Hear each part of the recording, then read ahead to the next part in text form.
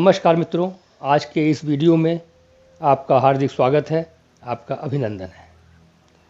आज जो मैं सब्जेक्ट आपके सामने ले रहा हूँ वो बड़ा कॉमन सब्जेक्ट है। इतना कॉमन कि प्रत्येक व्यक्ति उस चीज़ के बारे में, उस विषय के बारे में बेहतर जानता है। मैं अपनी बात भी करूँ तो मैं भी इसको बहुत समय से लोगों के साथ डिस्कस करता हूँ, लेकिन मैं आज कन्फेस करता हूँ कि बहुत समय तक मैं इसको डिस्कस तो करता रहा, लेकिन ठीक तरीके से मैं नहीं जानता था कि ये क्या होता है। वो सब्जेक्ट है एटीट्यूड। आप लोग भी एटीट्यूड के बारे में सब जानते हैं। अक्सर लोग कहते हैं कि हमें अपना एटीट्यूड बेहतर रखना चाहिए, हमारा एटीट्यूड पॉजिटिव होना चाहिए। ये सारी बातें ठीक है, लेकिन हम नहीं जानते कि वास्तव में अंदरूनी तौर पर सामान्य भाषा में एटीट्यूड क्या है। जब आप किसी से एटीट्यूड के बारे में कहते हो, बात करते हो, तो आदमी कहता है कि एटीट्यूड क्या है। अगर एक डाइनिंग टेबल पर एक गिलास रखा हुआ है जिसमें आधा पानी भरा हुआ है और आधा खाली है, तो जो पॉजिटिव एटीट्यूड का व्यक्ति होता है वो कहता है कि गिलास आधा भरा हुआ है, और नेगेटिव एटीट्यूड का आदमी कहता है कि गिलास आधा खाली है। लेकिन केवल इतना ही नहीं है। तो आज के इस वीडियो में मैं आपके साथ एक सामान्य तौर पर, एक आम आदमी की भाषा में, एक जनरल क्या एटीट्यूड होता है, इस पर कुछ थोड़े से विषयों पर चर्चा करेंगे। शॉर्ट सा वीडियो है आपके सामने, कृपया ध्यान दीजिएगा। किसी भी परिस्थिति या दृश्य को, किसी भी सिचुएशन को आप किस एंगल से देखते हैं, आपके अपने एंगल से वह कैसा दिखाई पड़ता है, वही आपका दृष्टिकोण होता है। दृष्टिकोण यानी देखने का एंगल। आपके एंगल से चीज़ें कैसी दिखती हैं। दृष्टिकोण का आप देखो तो शाब्दिक अर्थ भी जो है वो यही है, दृष्टिकोण, यानी कि आपके देखने का एंगल। किसी भी परिस्थिति को, किसी भी चीज़ों को मैं अलग एंगल से देखता हूँ, आप अलग एंगल से देखते हो। आपकी के साइड से कुछ और दिखता है, मेरी साइड से कुछ और दिखता है। बस जो हमारा एंगल होता है वही हमारा एटीट्यूड होता है, और उसी एटीट्यूड की वजह से किसी भी सिचुएशन को, किसी भी बात को हम अलग अलग तरीके से लेते हैं। ओके, एक छोटा सा एग्जाम्पल लेते हैं। आप मानिए कि आपका भाई या आपका बेटा एक क्रिकेट मैच खेल रहा है, और उस क्रिकेट मैच में उसकी बैटिंग चल रही है, और मज़े की बात यह है कि आपको उस मैच में एम्पायर बनाया गया है, और आप वहाँ पर रेफरी के तौर पर खड़े हुए हैं। अब आपका जो झुकाव है अंदरूनी तौर पर, ध्यान दीजिएगा, आपका जो झुकाव है अंदरूनी तौर पर वो यही रहेगा कि मैं अपने बेटे या अपने भाई की बैटिंग में एज ए जो बैट्समैन जो खेल रहा है वो आपके सामने, उसकी कुछ हेल्प कर सकूं, क्योंकि वो आपका भाई है और आप उसका फेवर करना चाहते हो। तो जब आप वहाँ पर एम्पायरिंग कर रहे होते हो तो बॉलर ने जो बॉल डाली वो एक बॉर्डर लाइन नो बॉल होती है, यानी कि ऐसी नो बॉल जो लगभग ठीक भी थी और नो बॉल भी थी, एकदम बॉर्डर लाइन केस था। ऐसी स्थिति में आपका बेटा या भाई वहाँ पर बैटिंग कर रहा है, तो आप उस बॉल को नो बॉल दे देते हो।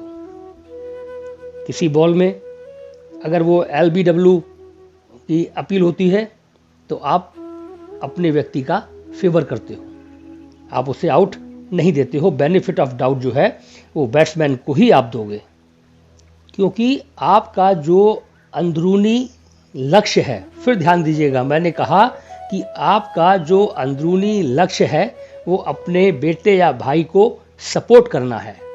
आपका लक्ष्य है उस एम्पायरिंग के दौरान, और यही सपोर्ट करने का जो अंदरूनी लक्ष्य है वो आपका एटीट्यूड बनता है।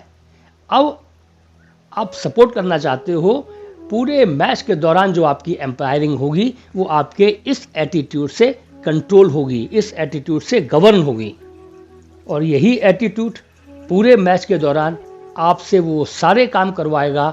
आप पूरे मैच को उस एंगल से देखोगे जिसकी वजह से आप अपने बैट्समैन को सपोर्ट कर सको। अगर आपका वो बैट्समैन फील्डिंग साइड में है तो आपका नज़रिया, आपका एटीट्यूड उस बॉल की जो बॉर्डर लाइन बॉल होगी या जो LBW का जो अपील होगी उसमें डिसीजन कुछ और होगा। तो ये जो आपका अंदरूनी लक्ष्य है, सपोर्ट करना या ना करना, ये पूरे मैच पर हावी रहेगा और आपसे वो सारे काम करवाएगा जो आपको सामान्यतः नहीं करने होते हैं। यही क्रिकेट मैच जब इंटरनेशनल मैच होते हैं उसमें जो एम्पायर खड़े होते हैं उनका क्या एटीट्यूड होता है, उनका अंदरूनी लक्ष्य क्या होता है, इस पर गौर करिएगा। आपके अंदरूनी लक्ष्य और उन लोगों के अंदरूनी लक्ष्य में कितना अंतर होता है। उन लोगों का मीन्स इंटरनेशनल एम्पायर्स का जो अंदरूनी लक्ष्य होता है वो होता है निष्पक्ष एम्पायरिंग।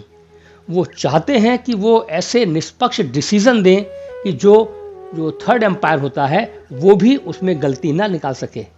वो चाहते हैं कि उनके जो डिसीजन है उसकी लोग प्रशंसा करें, लोग कहें कि कितना बेहतरीन निष्पक्ष एम्पायर है ये उनका अंदरूनी लक्ष्य होता है। और इसी अंदरूनी लक्ष्य होने की वजह से वो सदैव सही निर्णय दे पाते हैं। यहां फिर ध्यान दीजिएगा कि आपका देखने का एंगल, नजरिया या एटीट्यूड इस बात से निर्धारित हो रहा है कि इस के पूरे मैच के दौरान जो आपका अंदरूनी लक्ष्य था वो क्या था, क्या करना चाहते थे आप, इसलिए वो सारा एटीट्यूड और नज़रिया इस बात से निर्धारित हुआ। अब एक बड़ी महत्वपूर्ण बात यहाँ पर निकल कर आती है इन सारे डिस्कशन के बाद कि आपका जो अंदरूनी लक्ष्य है वही एटीट्यूड को निर्धारित करता है, और जो आपका एटीट्यूड है वो आपके एक्शन को निर्धारित करता है। यानी कि आप अपने अगर देखें तो एटीट्यूड पर आपका अपना नियंत्रण बहुत कम रहता है, लेकिन आपका अपना नियंत्रण आपके अंदरूनी लक्ष्य पर पूरी तरीके से होता है। अगर आप चाहते हो कि बेहतर न्याय संगत एटीट्यूड आपका रहे तो आपको बहुत बेहतर पॉजिटिव और न्याय संगत अंदरूनी लक्ष्य बनाने होंगे। अपने एटीट्यूड को अगर आप नियंत्रित करना चाहते हो तो अपने अंदरूनी लक्ष्यों को नियंत्रित करो। एक छोटा सा एग्जाम्पल और लेते हैं आपके साथ। एक आश्रम में दो शिष्य जो नए नए अपने गुरु के पास पहुँचे थे और ध्यान साधना किया करते थे, तो एक दिन उन दोनों ने आपस में बैठकर जो है चर्चा किया कि हमको कॉलेज छोड़े हुए साल भर हो गया और यहाँ पर हम आचार विचार नियम से रहते हैं, लेकिन यार एक मेरा मन करता है कि मैं एक बार फिर से मैं सिगरेट पीऊँ। साल भर पहले कॉलेज में मैंने सिगरेट पी थी, उसके बाद से आज तक मैंने सिगरेट नहीं पी। उनमें जो बड़ा शिष्य था उसने अपने छोटे मित्र शिष्य से कहा कि मैं सिगरेट पीना चाहता हूँ, क्या तुम भी चाहते हो? तो छोटे वाले शिष्य ने कहा कि ऐसी कोई विशेष इच्छा तो नहीं है, लेकिन हाँ अगर गुरुदेव आज्ञा देंगे तो मैं पी लूँगा, लेकिन उनकी आज्ञा के बगैर तो मैं नहीं पीऊँगा। बड़े वाले शिष्य ने कहा कि बिल्कुल ठीक बात है, मैं भी गुरुदेव की आज्ञा के बगैर सिगरेट नहीं पीऊँगा। तो दोनों ने तय किया कि जब शाम को हम लोग नदी के किनारे जाप करते हुए टहलते हैं, आश्रम से बाहर होते हैं, तो तब हम गुरु से पूछ लेंगे, अगर गुरु आज्ञा देंगे तो वहाँ पर हम लोग सिगरेट पिएंगे। दोनों ने यह तय किया कि शाम को जाप करने के लिए नदी के किनारे मिलते हैं। जब शाम को दोनों वहाँ पहुँचे तो देखा छोटे शिष्य ने कि बड़ा वाला जो शिष्य है वो सिगरेट पी रहा था। तो छोटे को बड़ा कौतूहल हुआ, उसने कहा कि तुमने गुरु से आज्ञा लिए बगैर सिगरेट पिया? उसने कहा नहीं, मैंने गुरु से आज्ञा ली और गुरु ने मुझे परमिट किया कि मैं पी सकता हूँ, इसलिए मैं सिगरेट पी रहा हूँ। छोटे ने कहा कि लेकिन मैंने भी गुरुदेव से पूछा तो गुरुदेव ने मुझको मना कर दिया। तो बड़े वाले ने कहा कि तुमने क्या पूछा गुरुदेव से? तो छोटे शिष्य ने कहा कि मैंने गुरुदेव से पूछा कि गुरुदेव क्या मैं जाप करते हुए शाम को सिगरेट पी सकता हूँ? तो गुरुदेव ने कहा कि नहीं, जाप करते हुए सिगरेट पीना गलत बात है, नहीं पीना चाहिए। तो बड़े वाले ने कहा कि तुमने गलत पूछा, मैंने गुरुदेव से पूछा कि गुरुदेव क्या सिगरेट पीते हुए भी जाप किया जा सकता है? तो गुरुदेव ने कहा कि बिल्कुल, जाप कभी भी किया जा सकता है। और मुझे उन्होंने कहा तो मुझे सिगरेट पीने का परमिशन मिल गया। अब आप देखिए यहाँ पर उन दोनों शिष्यों में एक विशेष अंतर था। बड़े वाले शिष्य का जो अंदरूनी लक्ष्य था वो सिगरेट पीना था, और जो छोटा वाला था उसका अंदरूनी लक्ष्य उतना स्ट्रॉन्ग सिगरेट पीना नहीं था, उसका कन्फ्यूज़न में था कि अगर हाँ ठीक है मौका लगेगा तो पी लूँगा। तो इन दोनों के जो अंदरूनी लक्ष्य थे, उन्होंने किस तरीके से गुरु से परमिशन के लिए अंदर से जो बात जो विचार उनके प्रकट हुए वो अलग अलग तरीके से प्रकट हुए। बड़े वाले की इच्छा ज़्यादा थी तो उसने वैसा उनके सामने प्रस्ताव रखा गुरु के सामने परमिशन के लिए, और छोटे की इच्छा नहीं थी तो उसने उस तरह से रखा। तो ये एटीट्यूड होता है। किस तरह से आपका एटीट्यूड निर्धारित होता है, ये आपका जो अंदरूनी लक्ष्य है वो निर्धारित करता है। ये बात इस एग्जाम्पल से एक बार फिर कंफर्म हुई। ध्यान रखिएगा कि आपका अंदरूनी लक्ष्य आपका एटीट्यूड निर्धारित करता है और आपका एटीट्यूड आपके सबकॉन्शियस एक्शन को निर्धारित करता है। यस, सबकॉन्शियस एक्शन, आपका अवचेतन एक्शन जो होता है उसको निर्धारित करता है। यानी कि जैसा आपका एटीट्यूड होगा वैसी आपकी रिएक्शन होगी, और एटीट्यूड निर्धारित होता है आपके अंदरूनी लक्ष्यों से। तो अपने अंदरूनी लक्ष्यों पर पूर्ण नियंत्रण रखें, पूर्ण वॉच रखें, तब आप अपने एक्शन को निर्धारित कर पाएंगे, कंट्रोल कर पाएंगे।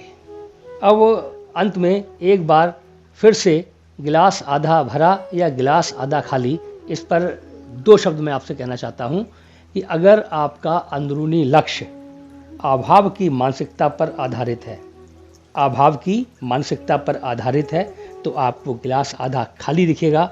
और यदि आपके अंदरूनी लक्ष्य प्रचुरता की मानसिकता से प्रभावित हैं, तो आपको गिलास आधा भरा हुआ दिखेगा।